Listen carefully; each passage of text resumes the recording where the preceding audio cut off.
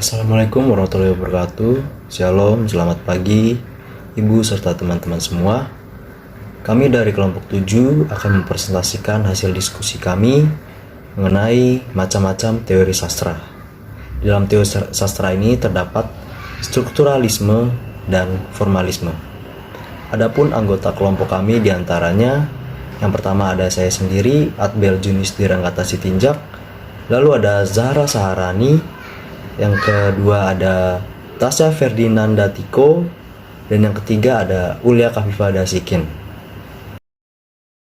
Baik, untuk materi pembahasan pertama akan disampaikan oleh Zahra Saharani. Untuk Zahra Saharani, saya persilakan. Oke, baik, terima kasih. Di sini saya akan menjelaskan seputar strukturalisme. Teori strukturalisme memiliki latar belakang sejarah evolusi yang sangat panjang dan perkembangan secara dinamis. Dalam perkembangannya terdapat banyak konsep dan istilah yang berbeda, bahkan saling bertetangga. Contohnya, strukturalisme di Prancis tidak memiliki kaitan erat dengan strukturalisme di Amerika. Semua pemikiran strukturalisme di bidang matematika, biologi, fisika, psikologi, dan ilmu lainnya dapat dipersatukan dengan adanya pembaruan ilmu bahasa yang dirintis oleh Ferdinand de Saussure. Jadi meskipun banyak perbedaan antara pemikiran strukturalis, namun titik persamaannya adalah bahwa mereka semua mempunyai kaitan tertentu dengan prinsip-prinsip dasar linguistik Saussure. Teori strukturalisme merupakan sebuah teori pendekatan terhadap teks sastra yang menekankan keseluruhan relasi antara berbagai unsur teks. Unsur teks secara berdiri sendiri tidaklah penting. Unsur-unsurnya hanya memperoleh arti dalam relasi. Nah, relasi-relasi yang dipelajari dapat berkaitan dengan mikroteks. Mikroteks ini seperti kata atau kalimat. Dan juga keseluruhan yang lebih luas seperti bait atau bab. Maupun intertekstual seperti karya-karya lain dalam periode tertentu. Nah, relasi tersebut dapat berwujud ulangan, gradasi, ataupun kontras dan parodi. Istilah strukturalisme secara khusus mengacu pada praktik kritik sastra yang mendasarkan model analisisnya pada teori linguistik modern. Tetapi pada umumnya strukturalisme ini mengacu kepada kelompok penulis yang menerapkan metode dan istilah-istilah analisis yang dikembangkan. Menurut Ferdinand de Saussure, prinsip dasar linguistik adalah adanya perbedaan yang jelas antara signifikan seperti bentuk, tanda, lambang, dan signified menjadi yang diartikan, yang dilambangkan, dan yang ditandakan. Antara tuturan bahasa, antara sinkroni, dan antara diakroni, sehingga bahasa dapat dijelaskan dan dianalisis tanpa mendasarkan diri atau apapun yang letaknya di luar bahasa. Ferdinand de Saussure membawa perputaran perspektif yang radikal didasari pendekatan diakronik ke pendekatan sinkronik. Teori strukturalisme ini muncul melalui adanya pandangan bahwa karya sastra itu merupakan bentuk dari unsur-unsur yang kompleks dan bersistem. Unsur-unsur yang terdapat di dalam karya sastra tersebut tidak dapat dipisahkan satu sama lain. Hubungan antar unsur itulah yang digunakan untuk menentukan apakah karya sastra tersebut baik atau buruk. Teori ini menitik beratkan perhatiannya terhadap struktur yang terkandung dalam teks karya sastra. Maka dari itu, teori strukturalisme atau teori sastra struktural adalah teori yang digunakan untuk menganalisis unsur-unsur pembangun di dalam karya sastra itu sendiri. Apa aja sih unsurnya ya? Bisa yang di dalam atau intrinsik atau yang di luar, yaitu ekstrinsik. Karya sastra tidak dapat dipisahkan, keduanya seolah disatukan melalui tulisan. Dalam unsur intrinsik terdapat 3 bagian, ada alur, tokoh, dan latar. Alur merupakan salah satu unsur utama pembentuk sebuah karya sastra. Alur atau biasa disebut juga dengan plot adalah bagaimana jalannya suatu cerita yang terdapat di dalam karya sastra. Alur biasanya mempunyai 3 jenis, yaitu alur maju, alur mundur, dan alur campuran. Yang kedua, tokoh. Unsur tokoh juga menjadi unsur penting dalam membentuk sebuah karya sastra. Tokoh adalah orang-orang yang ditampilkan dalam sebuah karya sastra. Tokoh dan penokohan merupakan 2 hal yang sama, tetapi juga berbeda. Istilah penokohan mempunyai pengertian yang lebih luas dari tokoh dan perwatakan. Penokohan ini mencakup masalah siapa tokoh dalam cerita dan bagaimana setiap tokoh akan mempresentasikan mengenai sosio kultur masing-masing dan digambarkan dari pola perilakunya. Yang berikut, latar. Unsur latar juga berperan penting di dalam suatu karya sastra. Latar adalah tempat atau waktu mengenai peristiwa yang terjadi dalam karya sastra. Latar ada 3 macam, yakni latar waktu, latar tempat, dan latar sosial. Yang berikut kita masuk dalam unsur ekstrinsik. Dalam unsur ekstrinsik terdapat 3 bagian. Ada latar belakang pengarang, latar belakang masyarakat, dan nilai-nilai dalam cerita. Latar belakang pengarang dapat dijadikan sebagai unsur terluas dari karya sastra. Dalam proses menelaah karya sastra menggunakan teori strukturalisme, latar belakang pengarang dapat berupa faktor-faktor dalam diri pengarang yang mempengaruhinya untuk menulis karya sastra.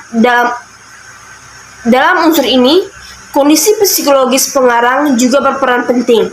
Hal tersebut karena kondisi psikologis sangat berpengaruh terhadap gaya penulisan yang dipakainya ketika menciptakan sebuah karya sastra.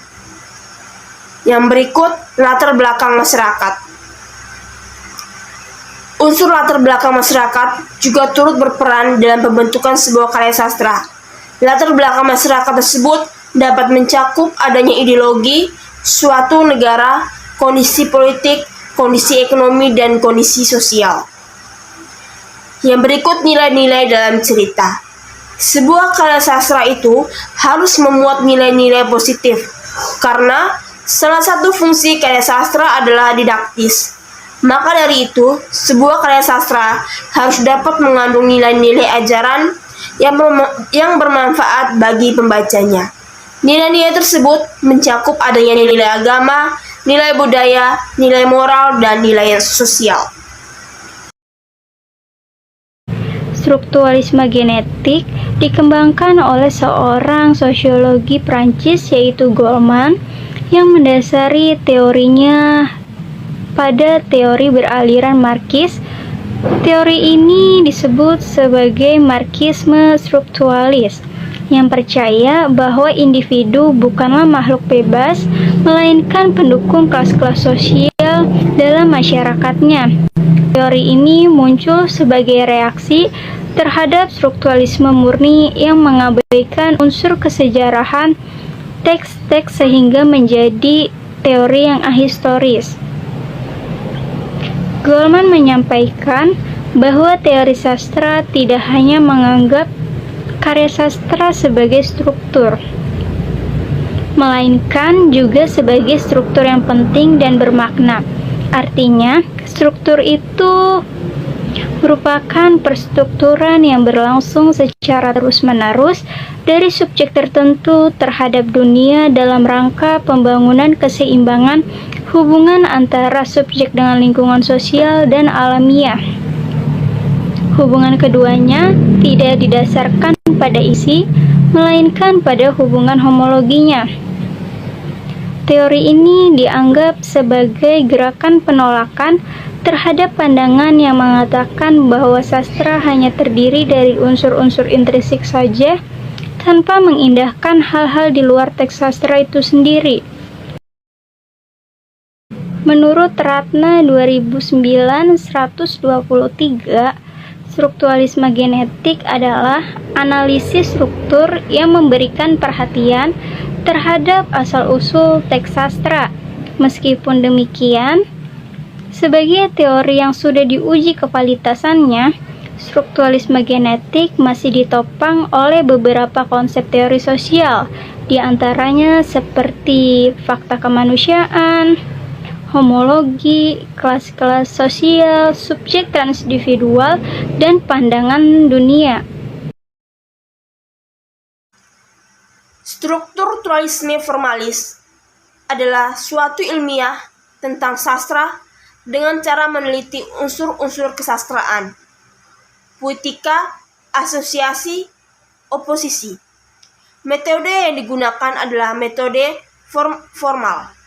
Metode formal yaitu metode yang tidak merusak teks, juga tidak mereduksi melainkan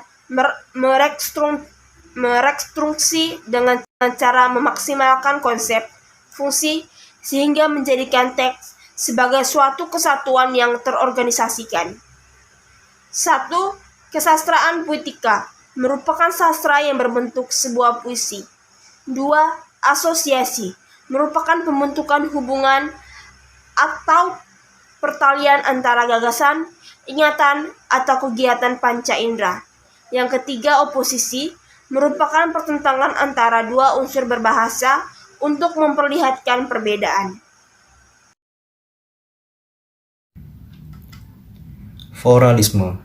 Istilah foralisme berarti cara pendekatan dalam ilmu dan kritik sastra yang menyampaikan data biografis, psikologis, ideologis, dan sosiologis dan mengarahkan perhatian pada bentuk karya sastra itu sendiri.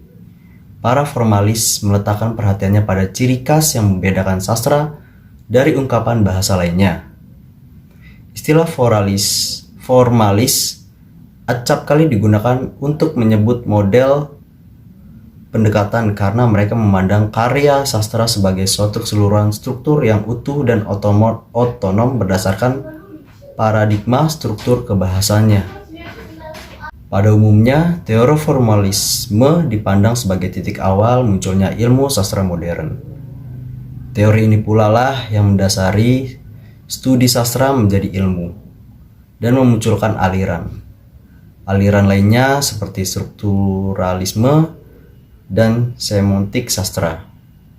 Teori informalisme ini berkembang akibat adanya gerakan futurisme tahun 1910 sampai 1915 di Rusia, sehingga teori ini juga disebut dengan istilah formalisme Rusia. Secara prinsip, kelompok ini sesungguhnya menolak dan memberontak terhadap tradisi kebudayaannya. Mereka memuja zaman modern dengan mesin-mesin yang bergerak cepat karena berperan dalam kebebasan rakyat yang tertindas. Gerakan ini sangat radikal, sehingga mendorong ke arah kekerasan dan perang. Para kaum formalisme membuat sejumlah besar analisis tentang karya-karya sastra untuk merumuskan pengertian dan dalil umum mengenai karya sastra. Beberapa pokok gagasan, istilah, dan dalil utama formalisme dalam dunia kesastraan adalah familiarisasi dan deotomatisasi, teori naratif, analisis motif, fungsi putik, dan objek estetik. Selanjutnya ada defamiliarisasi dan deotomatisasi. Menurut kaum formalis, sifat kesusastraan muncul sebagai akibat penyusunan dan pengubahan bahan yang semula bersifat netral. Para pengarang menyulap teks-teks dengan efek mengasingkan dan melepaskan dari otomatisasi. Proses penyulapan oleh pengarang ini disebut defamiliarisasi, yakni teknik membuat teks menjadi aneh dan asing. Istilah familiarisasi dikemukakan oleh Shklovsky untuk menyebut teknik berbicara dengan gaya bahasa yang menonjol dan menyimpang dari biasanya. Dalam proses penikmatan atau penerapan pembaca, efek deotomatisasi dirasakan sebagai sesuatu yang aneh atau defamiliar alias asing. Proses defamiliarisasi itu mengubah tanggapan orang terhadap dunia dengan teknik penyikapan rahasia. Pembaca dapat meneliti dan memahami sarana-sarana, khususnya bahasa yang digunakan oleh pengarang. Teknik-teknik itu misalnya menunda, menyisip, memperlambat, memperpanjang, atau mengulur-ngulur kisah sehingga menarik perhatian karena tidak dapat ditanggapi secara otomatis. Teori naratif. Dengan menerima konsep struktur, kaum formalis Rusia memperkenalkan dikotomi baru antara struktur yang terorganisir dengan bahan materi yang tidak terorganisir, menggantikan dikotomi lama antara bentuk dan isi. Jadi, struktur sebuah teks sastra mencakup baik aspek formal maupun semantik. Kaum formalis Rusia memberikan perhatian khusus terhadap teori naratif. Untuk kepentingan teks naratif, mereka menekankan perbedaan antara cerita, alur, dan motif. Menurut mereka, yang sungguh-sungguh bersifat kesusastraan adalah alur, sedangkan cerita hanyalah bahan mentah yang masih membutuhkan penggolongan pengarang. Motif merupakan kesatuan terkecil dalam peristiwa yang diceritakan. Alur adalah penyusunan artistik motif-motif atau insiden-insiden sebagai akibat penerapan penyulapan terhadap cerita. Alur bukan hanya sekedar susunan peristiwa, melainkan juga sarana yang dipergunakan pengarang untuk menyela dan menunda penceritaan. Digresi, permainan-permainan tipografis, pemindahan bagian-bagian teks, serta deskripsi yang diperluas merupakan sarana yang ditujukan untuk menarik atau mengaktifkan perhatian pembaca terhadap novel-novel. Cerita itu sendiri hanya merupakan rangkaian kronologis dan peristiwa-peristiwa yang diceritakan. Selanjutnya, analisis motif. Secara umum, motif berarti sebuah unsur yang penuh arti yang diulang-ulang di dalam sebuah atau sejumlah karya. Di dalam satu karya, yakni pendekatan struktural, motif merupakan unsur arti yang paling kecil di dalam cerita. Pengertian motif di sini memperoleh fungsi sintaksis. Bila motif itu dibaca dan direfleksikan, maka pembaca melihat motif-motif itu dalam keseluruhan dan dapat menyimpulkan satu motif dasarnya. Bila motif dasar tadi dirumuskan kembali secara metabahasa, maka kita akan menjumpai tema sebuah karya. Misalnya, dalam cerita Panji dijumpai tema cinta sejati mengatasi segala rintangan. Bila berkaitan dengan berbagai karya, pendekatan historis ataupun historis komparati, sebuah kesatuan semantik yang selalu muncul dalam karya-karya itu. Misalnya motif pencarian seorang ayah atau kekasih, motif Panji yang dijumpai dalam berbagai cerita di Asia Tenggara. Thomas Hevsky menyebut motif sebagai satuan kita. Meskipun demikian, motif-motif bebas justru secara potensial merupakan fokus seni karena memberikan peluang kepada pengarang untuk menyisipkan unsur-unsur artistik ke dalam keseluruhan alurnya.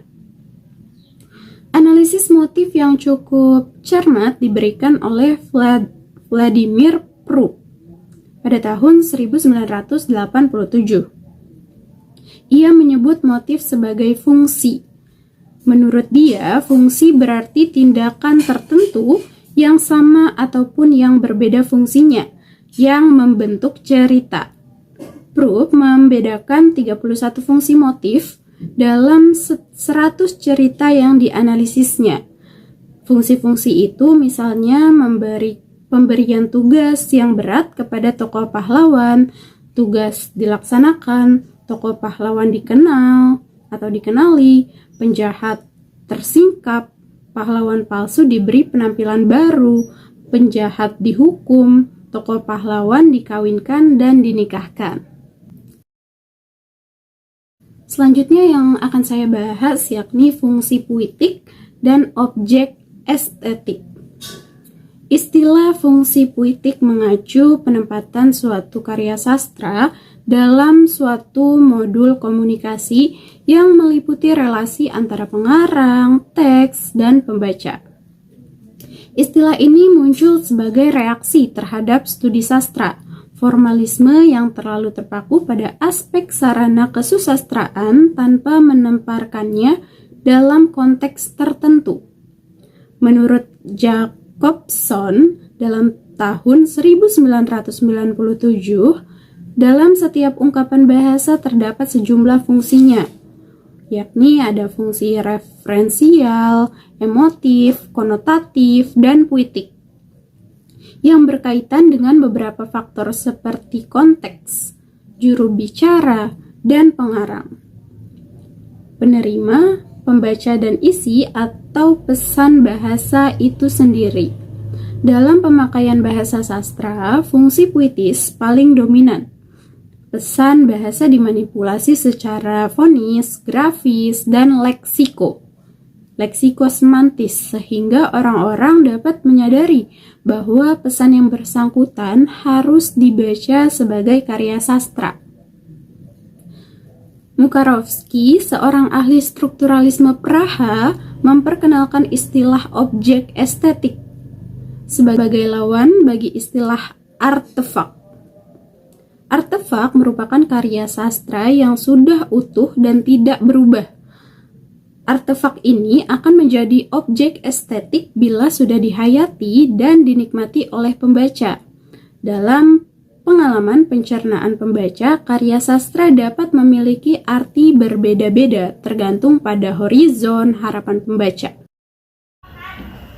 Baik, semua materi telah kelompok kami sampaikan, dan adapun kesimpulan dari macam-macam teori sastra ini ialah strukturalisme adalah teori yang digunakan untuk menganalisis unsur-unsur pembangunan di dalam karya sastra itu sendiri. Unsur-unsur yang berada di dalam atau intrinsik dan di luar atau yang sering kita sebut ekstrinsik, karya sastra tidak dapat dipisahkan. Keduanya seolah-olah disatukan melalui tulisan. Strukturalisme genetik adalah analisis struktur dengan memberikan perhatian terhadap asal-usul teks sastra.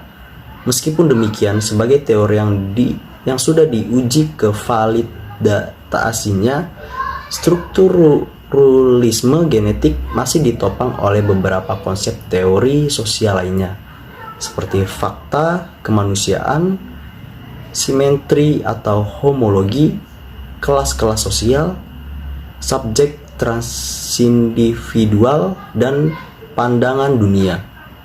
Strukturalisme formalis adalah studi ilmiah tentang sastra dengan cara meneliti unsur-unsur kesastraan. Putika, asosiasi, opsi. Metode yang digunakan adalah metode formal. Metode formal yaitu metode yang tidak merusak teks, juga tidak merudiksi, melainkan merekonstruksi dengan cara memaksimalkan konsep fungsi, sehingga menjadi teks sebagai suatu kesatuan yang terorganisasikan. Formalisme berarti cara pendekatan dalam ilmu dan kritik. Sastra yang menyampaikan data biografis, psikologis, ideologis, dan sosiologis dan mengarahkan perhatian pada bentuk karya sastra itu sendiri. Para formalis meletakkan perhatiannya pada ciri khas yang membedakan sastra dari ungkapan bahasa lainnya, dan formalis digunakan untuk menyebut model pendekatan ini, karena mereka memandang karya sastra sebagai suatu keseluruhan struktur yang utuh dan otonom berdasarkan paradigma struktur kebahasaannya.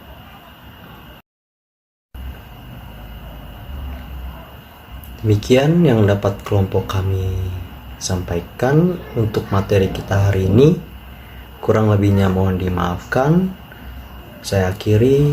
Wassalamualaikum warahmatullahi wabarakatuh. Shalom, selamat pagi semuanya.